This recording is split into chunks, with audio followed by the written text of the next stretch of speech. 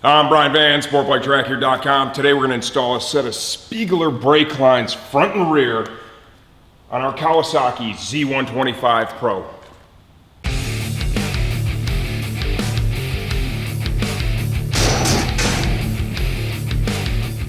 Okay, so you're like, really, you're going to put stainless brake lines on your overgrown mini bike? The answer to that is you bet your ass I'm going to, because when you've got something like this, and the brakes, they're tiny, man. They are really, really tiny. And you've got these rubber lines, those things expand more than you could ever imagine. To improve the braking power on your bike, any bike that has rubber lines, you start here. A pair of Spiegler lines, right? You lose that expansion from the rubber. Better feel and more power. You know, and I kind of forgot after a while what it felt like to really ride with some rubber lines. And I remember when I first started riding our R3 with the stock brake lines, I'm like, man, this bike has 0 brakes. Wow. And then I replaced the brake line, and I went out and rode the bike again, and guess what? The bike had brakes. The same is going to hold true with our Z125 Pro. I ordered this gorgeous green kit. And then, of course, the moment Steve saw it, he's like, well, how come it's not blue? I'm going to have to give him that one, I think. In hindsight, maybe I should have got blue. I went with green. I still think it's going to look great. This project is going to require bleeding the brakes. Okay, I'm going to walk you through the whole thing. Remember, when you work with this, brake fluid can damage paint. You don't want to let it get all over the paint on your bike and just let it sit there forever. It's water soluble. You get a little bit on it, don't worry about it. Clean it off. You'll be fine. If you let it sit overnight, well, you probably won't be fine. Okay, so you're going to need something to clean it up. We're going to get you some brake fluid. You need that with this job. A can of brake cleaner is not a bad thing. You have to have the ability to bleed the brakes. We have a million videos on that on our site. Check that out. So I would rate this project. This one requires a little bit more skill and patience because of the brake bleeding. Okay, so if we're going 1 to 10, mechanically, it's probably a 5. You throw in the brake bleeding, you're going to creep up more around a 7. Okay, this is our Spiegler front and rear line kit. Color combinations, right? Over 100 to choose from. You get different color fittings, different color line, right? Banjo bolts, absolutely gorgeous.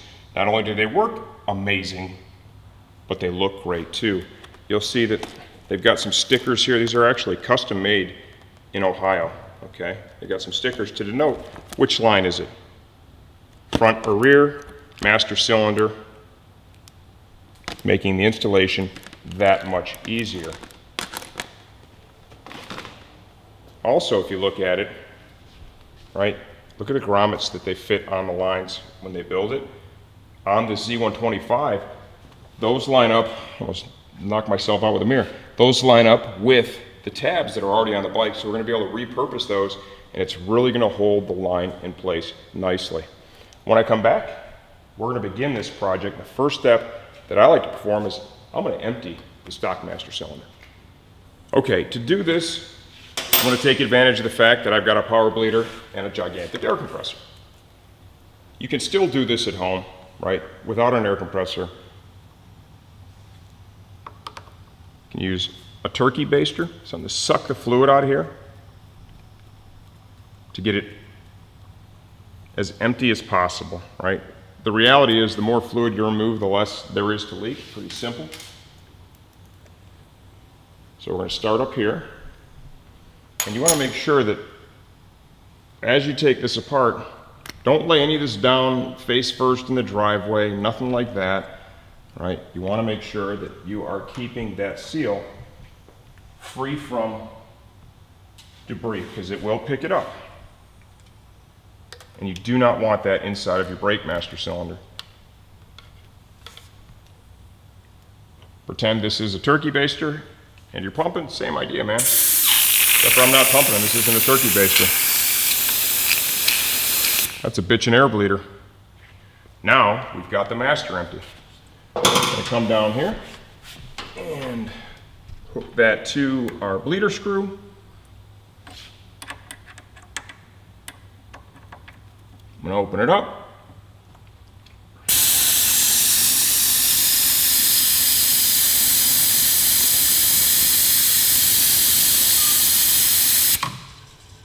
and empty the entire system up front. You can do that using gravity too. You hook a little tube to this, let it drain into a catch can. Once you have the lid off, gravity will allow it to just flow and empty the system. So you can get to the same net result by choosing a different path. You don't have to have the tools. When I come back, we're going to begin removing the stock line. When you do that, you want to have some rags handy to catch any fluid that might spill. Even though you've tried to empty the system, trust me, there is a little bit, it could drip out. Okay, we're going to start up here at the master. Hopefully Steve can get in there. Break loose that banjo. So I've just kind of got the rag in position underneath. We will not be reusing the banjo or the crush washers. Best practice is anytime you take a braking system apart, remove a brake line, if there's a crush washer involved, they should be replaced each time. That is effectively what seals that system up. Okay, so you do not want to take any chances there. See, I've got the system pretty empty right now, which is nice. We have to free the brake line from the two mounts.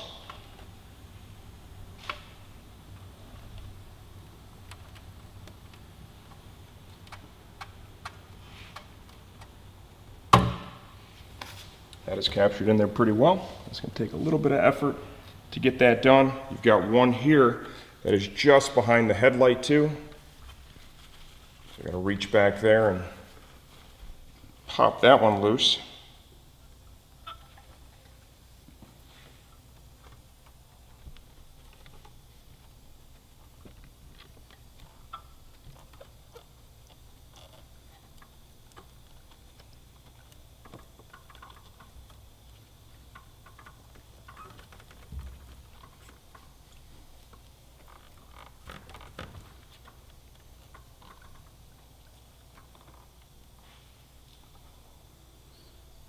To get this one loose, you want to kind of reach behind it. I'm going to pull forward and down at the same time and kind of pull that grommet through like so. Okay. Now I'm going to feed that brake line through. You're going to want to pay attention here to kind of how it was routed so you can mimic this with the stock line.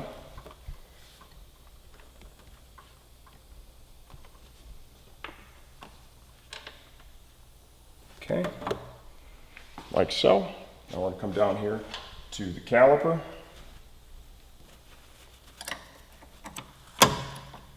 Break that loose.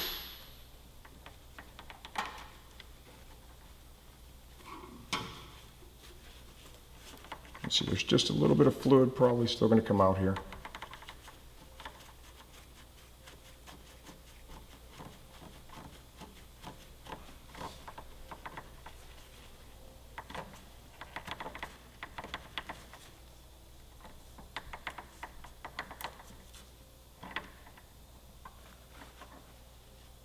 Catch that with a rag.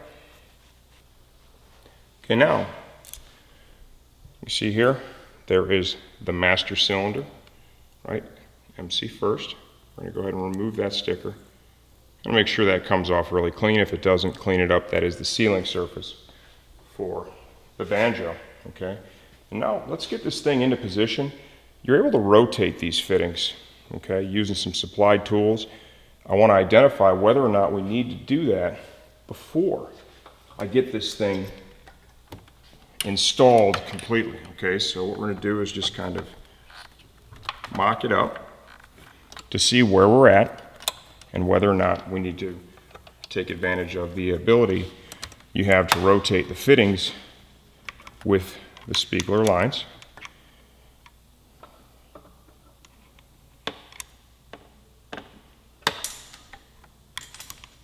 So I kind of get everything in place. The banjo bolts and crush washers are all right here. When I'm mocking this up, I'm really not going to take the time to put the crush washers in. This is just being done to see if we need to adjust the fitting position on the line at all. So just kind of thread that in there.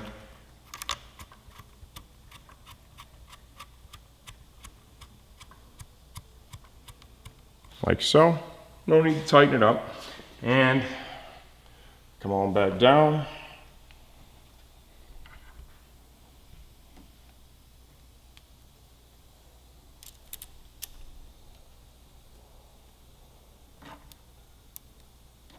And you can see here, yeah, we definitely have a need to rotate this just a little bit. So I think the lower fitting, right, and you can see that it could really benefit from probably about 45 degrees of rotation. You're going to want to look at it now so you're able to identify which way do I need to turn this when I get it over to the vise. Okay, we've got it mocked in at the top. Got it fed through all the mounting points. You don't need to push it in the grommets, but you can see now when you look at this fitting, right, it's going to need to be rotated. If I just twist that line, I'm really putting a lot of pressure on it. I'm not inclined to do that. So I want to take it over using the tool supplied to the vise. You can do this with pliers too. And I want to rotate this. Before I go over there, I want to understand which direction and how much do I need to move this in. So if you look here, I need to rotate like yay. So if I have it in the vise, I need to rotate this 90 degrees clockwise. Go ahead and unbolt it at the top. We'll head over to the vise and I'll show you how easy this is to do. And then you'll understand the impact it has on the installation. All right, we've got the line off the bike. We're over at the vise. This is the best way to do it. These pieces come with the brake line kit. And essentially, right, you've got your ferrule here. These blue pieces compress and hold the ferrule and allow you to grab and rotate the fitting, okay? Now, also, make sure you've cleaned any brake cleaner or any brake fluid that could be on here off, and make sure these are clean and dry as well. Let's get them lined up like so. The secret to this really is having a good, even pull, okay? You compress this nice and evenly in the vise, it's going to work well. You compress it with uneven pressure from one side to the other, it's not going to grab it firmly, and it makes adjusting the fitting that much more difficult. So go ahead and get them snugged up in the vise, and then you use this plastic rod supplied to rotate it. Now remember, we need to think about which direction do we need to turn this in, okay? I remember 90 degrees clockwise. And I'm hoping, are you nodding yes, Steve? Oh, he doesn't know either. Okay, so I'm going to rotate that like so. Okay, that's about it right there. And now we'll go back over to the bike and see what that got us.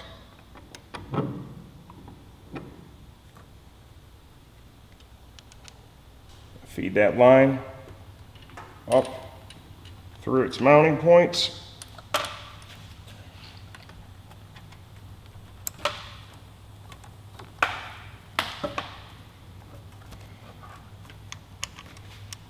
And grab that banjo, just thread that through. And now we'll come back down here and see how we did.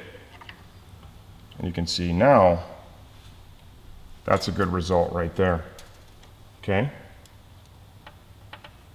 When you get this into position, you can see that that is nice and flush. So I'm just gonna go ahead and jump right into the banjos and the crush washers, make sure everything's good and clean. Make sure the caliper's clean, no debris in the way. It goes banjo bolt, crush washer, line, crush washer, brake component. Just like that. We'll go ahead and get this started.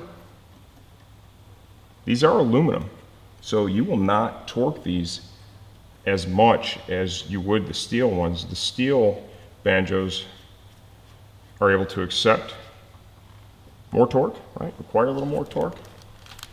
The aluminum ones do not. Pass that through. It's always banjo, crush, brake fitting, crush, followed by your brake system component, like so. Okay. Rotate that right up against that boss. You can see that is routed through there real nice. We'll come down here, and it's going to be tough to catch on camera, I think, but nonetheless, it's time to pull the line into its mounting position, right? I want to get that grommet seated in the bracket nicely.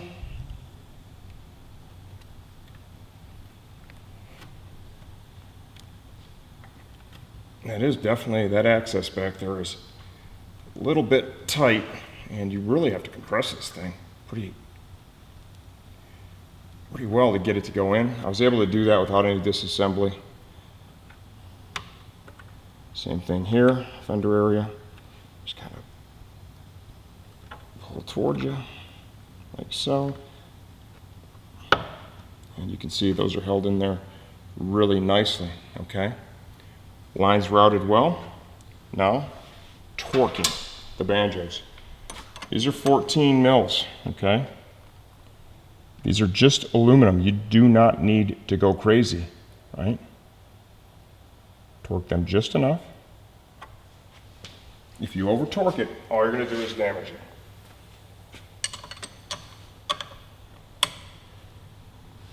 Same thing here.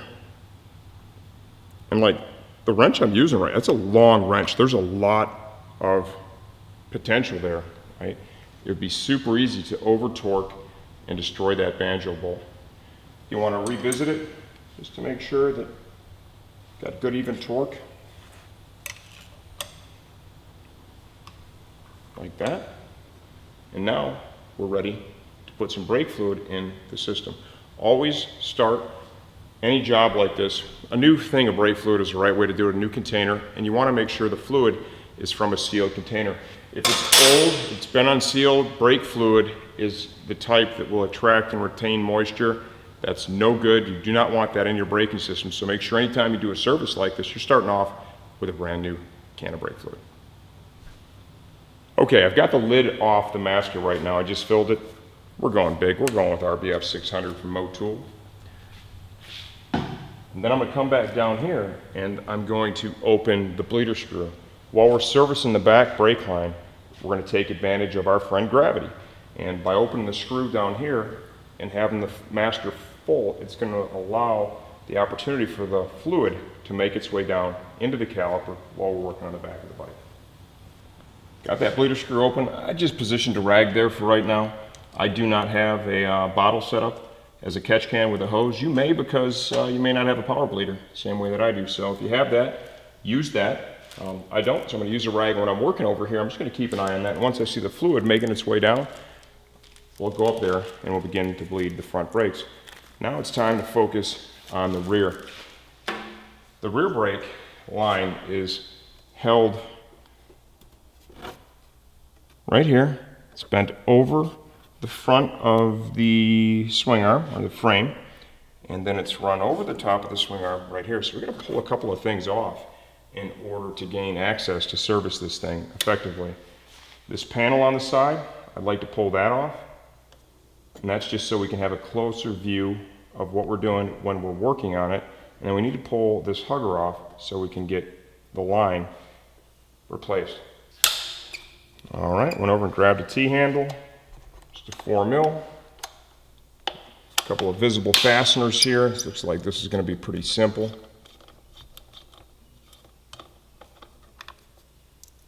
Make sure you keep track of those. While I'm back here, there's one above the passenger foot peg. I need need to address as well.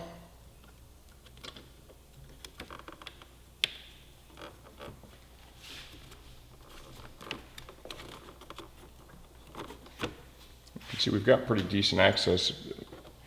Realistically, doing the project, you could probably leave this on, right? You can see the brake line runs like so, maybe a little tight right back here in that mount. So I'm going to go ahead and continue with my initial plan and just remove this panel.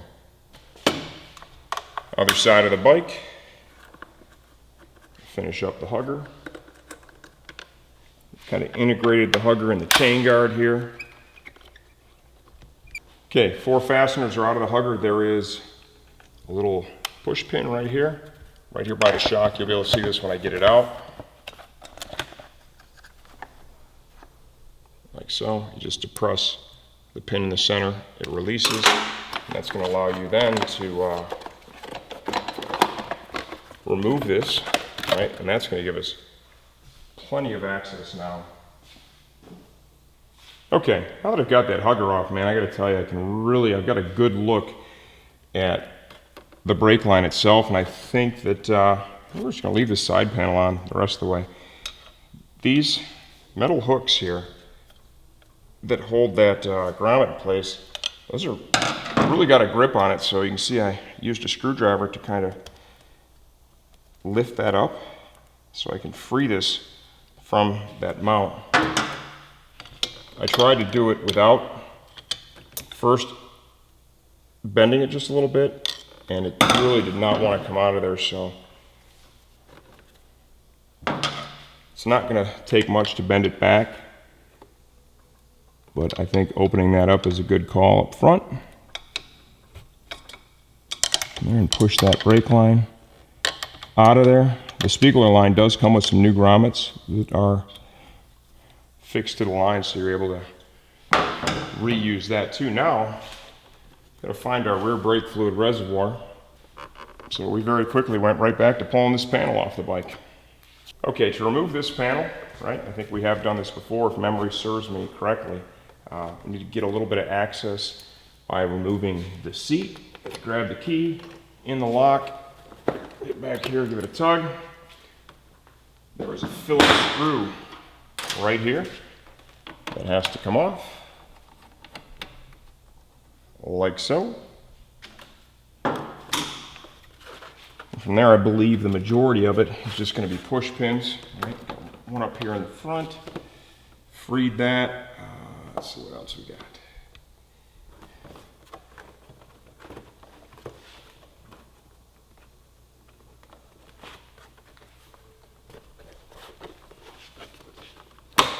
There's a second one here in the back. Third one right there. And from here it's going to need to slide rearward. And then right here in that rear set area, right, there's another one. I was able to slide that out. You may want to pull that heel guard off for reinstall. I think it might make life a little bit easier. Let's go ahead and do that now. Get that out of the way. Keeping an eye on the front line, and I do see some fluid starting to migrate its way down. This is all wide open now. Here is our rear fluid reservoir. In order to drain this, you're going to need to take off this 8mm mounting fastener. Grab a T-handle for that. We're going to do the same thing in the rear that we did in the front. I want to empty the system completely. While we're at it, we'll come up here, close the screw. I'm going to check my fluid level in the master. It needs to be topped off a little bit.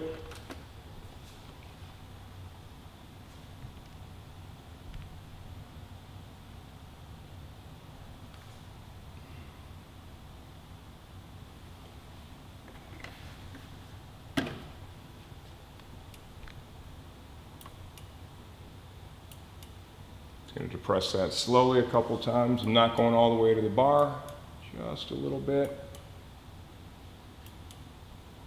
I'm going to go ahead and open that screw back up for a hot minute.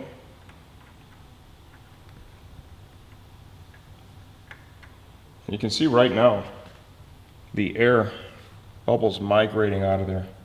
Okay, so this thing is primed and ready for bleeding.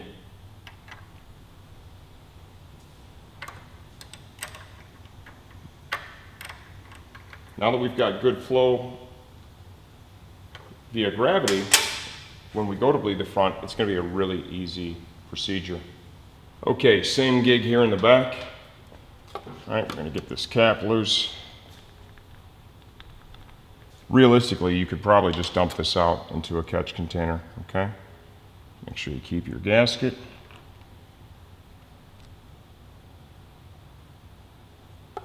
And burn a turkey base to it. Okay. Come back here to the screw and just empty the rest of the system. If you watch the first part of the install, you've already seen that this really works. You drain the fluid, it minimizes the mess created.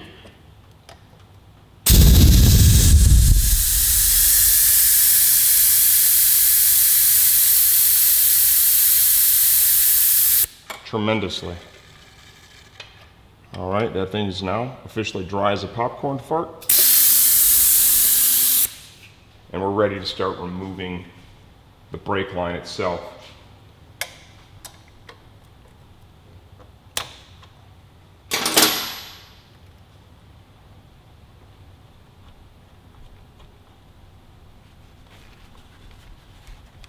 Definitely have a rag handy, right? I mean, you've got your swing arm, we've got this kick-ass M4 exhaust on here. We don't want any brake fluid on any of this.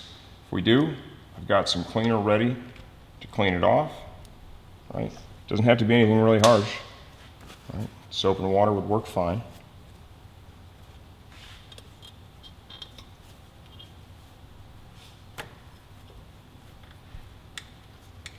Now, really watch that as it comes around the bend. Make sure you have a good idea of how they routed that, okay? Come back here.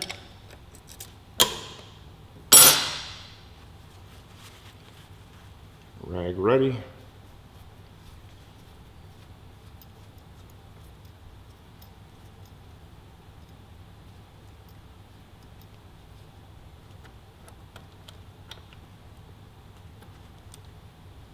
Like so, and I'm going to go discard this rear brake line.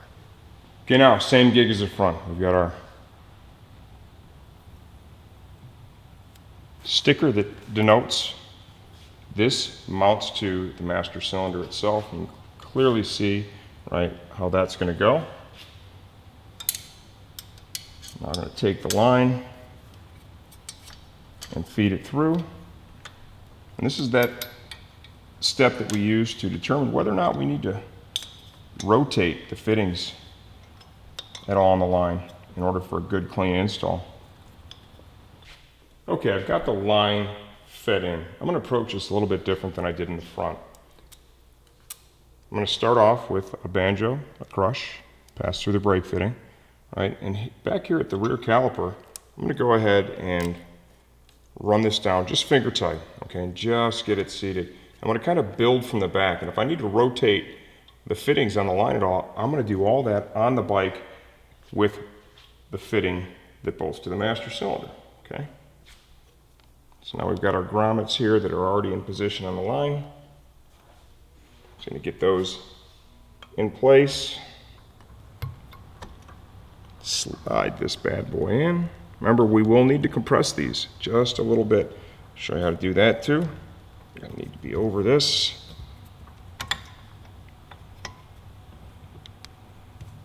And push that grommet into place. Okay, now get Steve to come back to the other side. What I want to have happen is I need to see this fitting laying flat on there right now, and it's not, okay? So I'm going to show you how to rotate this on the bike. Right? Not everyone has a vise at home, so this is pretty useful and will apply to rotating the fitting for the front or the rear, right? This method will. Notice how I cleaned off any fluid that was on there, because we're holding this with these plastic blocks, okay? And I want to be able to get good grip right out of the gate so that it doesn't just start rotating in there, okay? Because obviously the plastic blocks, they only have so much strength, okay? You can only squeeze them so hard. I'm using a big pair of channel locks.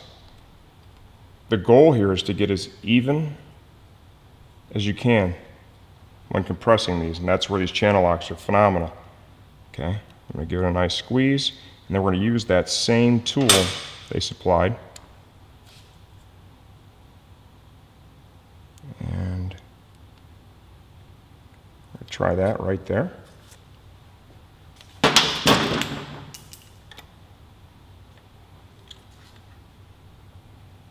Oh, that's bitching. That's just right now. Look at how that line's routed. I mean, that thing is just laying in there, nice gap, and it's really the twist on the line is going to influence how that sits. So now we're ready to banjo this bad boy up. So we're going to go banjo fitting. Banjo crush fitting, crush, and then onto that brake master, like so.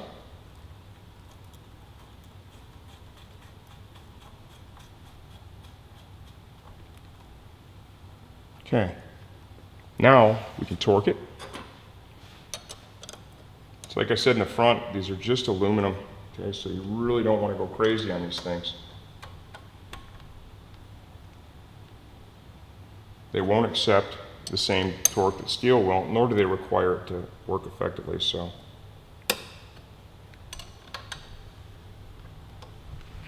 That right there feels really good. Now we need to compress these mounts again. Use a big screwdriver. Just a little tap like that, see? So in doing that, the way I bent them up, that allowed me to remove the stock ones easier. You can see I'm able to bend those down and really get that Spiegler line routed in there. Super nice, okay? Couple easy taps, and that line is routed super nice. Fluid time.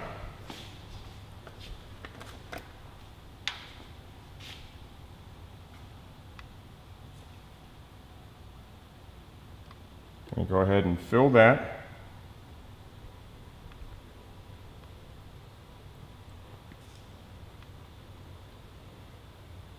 Just as we did in the front, now is a great opportunity to use a little gravity bleeding, right? Catch can is best practice.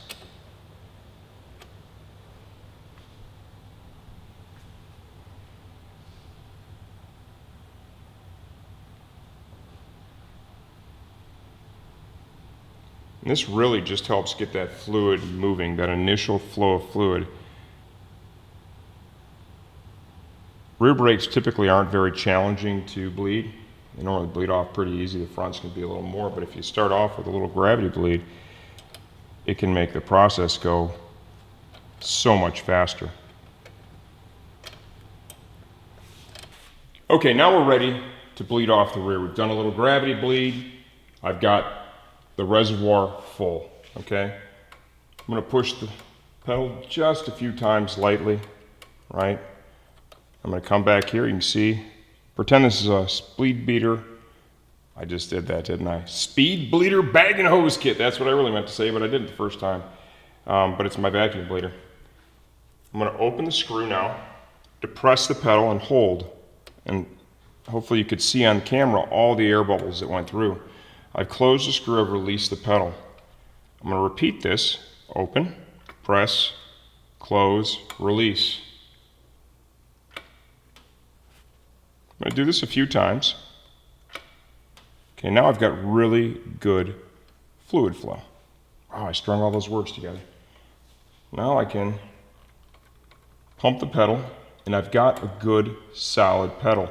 So now we're going to go from opening the screw and depressing and holding to screw is closed. I'm going to pump it, say 5 times, and then hold it. I will then open the screw. Pedal will sink. I'll hold it down, close the screw, release the pedal, and we'll repeat that process of pumping it up. Hold it.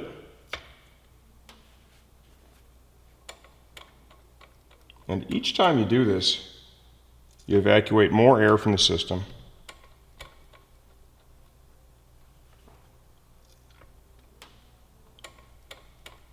And the strength of the pedal improves.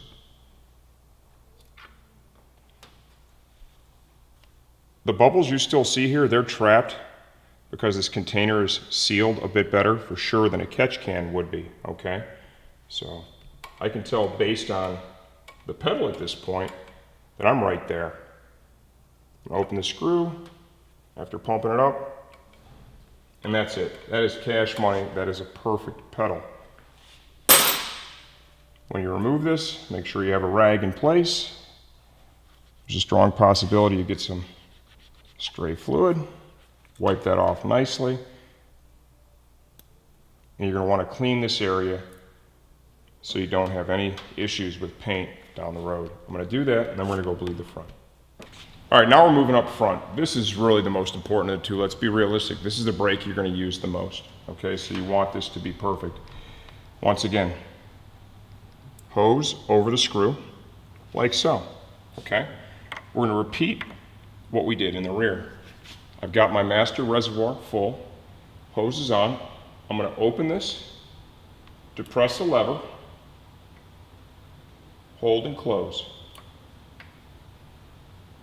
Open, depress, hold and close. Pump it a couple times. We're not quite there, not right quite to the next step yet where we'd start trying to pump it up instead of depressing and holding, okay?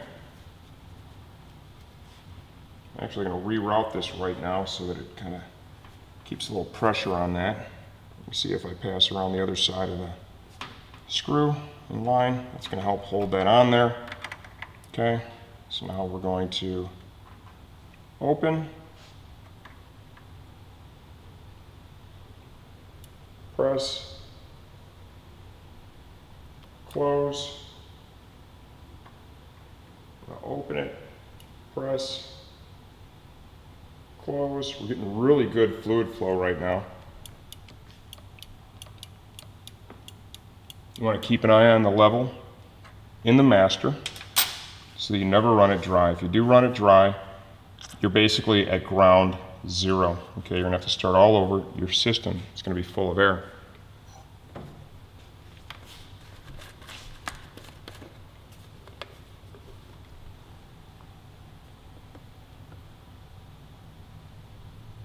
Get that topped off.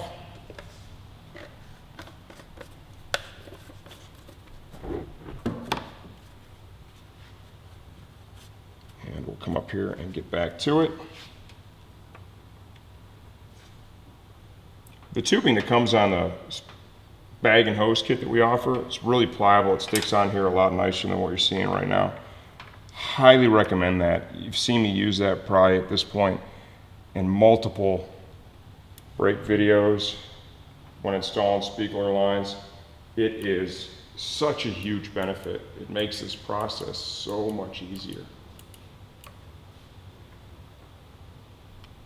And with that kit, you do get the ability to do it without any assistance, which is nice.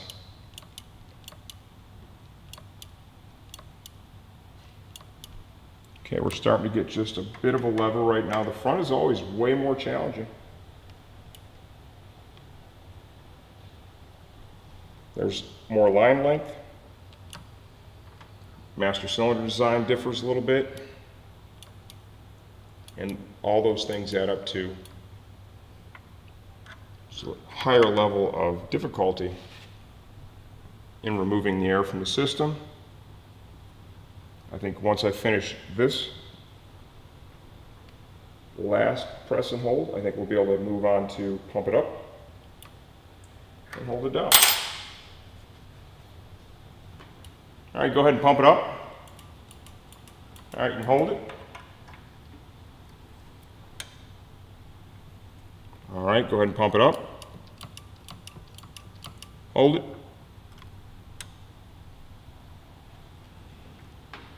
Again. Hold it. There we go. How's the fluid level look? Can you see it? We're still good on fluid. All right, go again. Hold it down. All right, see if we have a lever yet. A little bit. Needs a few more. All right, hold it. Go ahead. Again.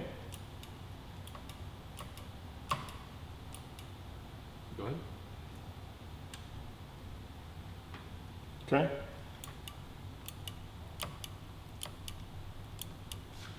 Starting to feel good. One or two more, I think we're good. All right, we still have fluid? Mm-hmm.